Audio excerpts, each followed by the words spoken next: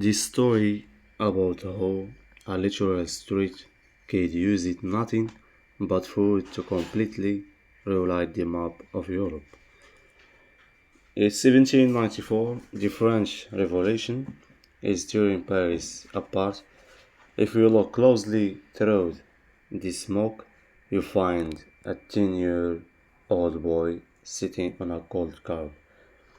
Is that just a bomb thrown him in the middle of a war zone?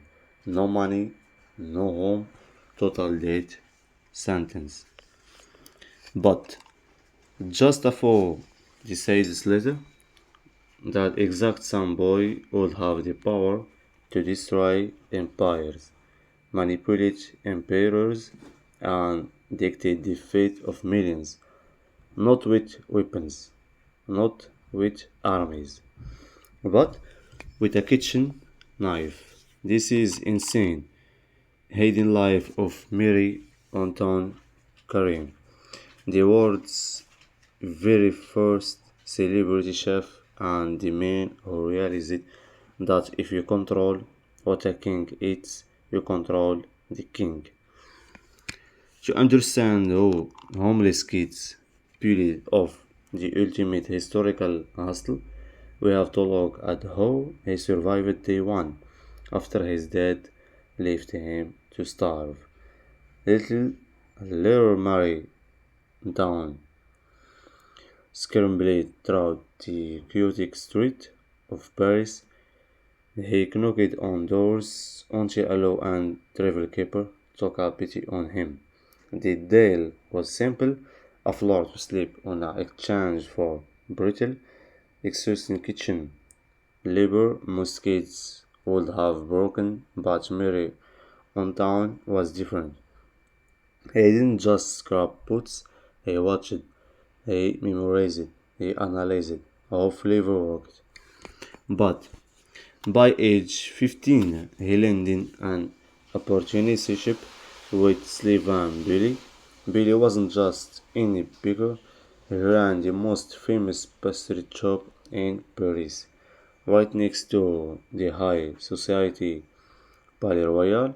This where the powerful elites hang out, and this is where Mary Antoine noticed a massive flaw in human psychology. He realized that billionaires, politicians, and generalists all have the exact same weakness. When they are hungry, they are stressed and defensive. But when give them something mind blowingly delicious, there is wardrobe, the scene charities, the legs secret.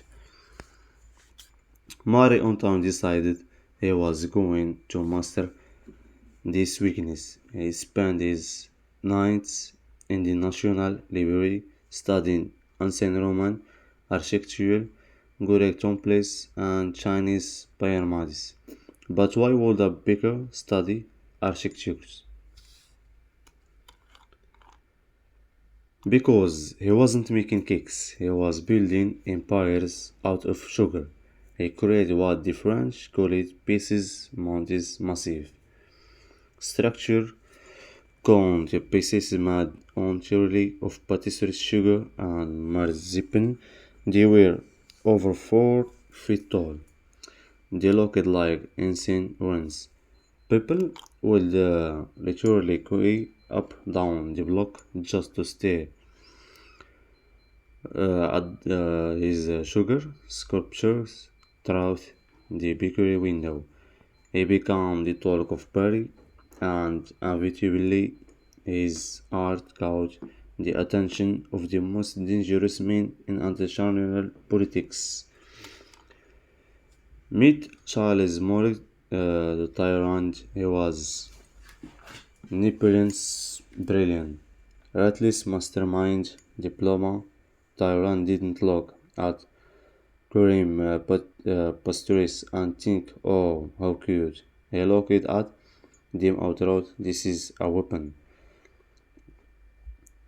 Think about that. No internet, no refrigerations, hundreds of unique world class dishes of 365 days.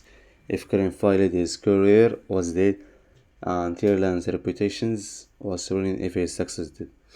He would control the most powerful dining room on earth. This is where he made a major discovery that still rules every single restaurant you eat at today. He realized that chaotic, unorganized kitchens were inefficient, so he single-handedly invented the concept of four modern success.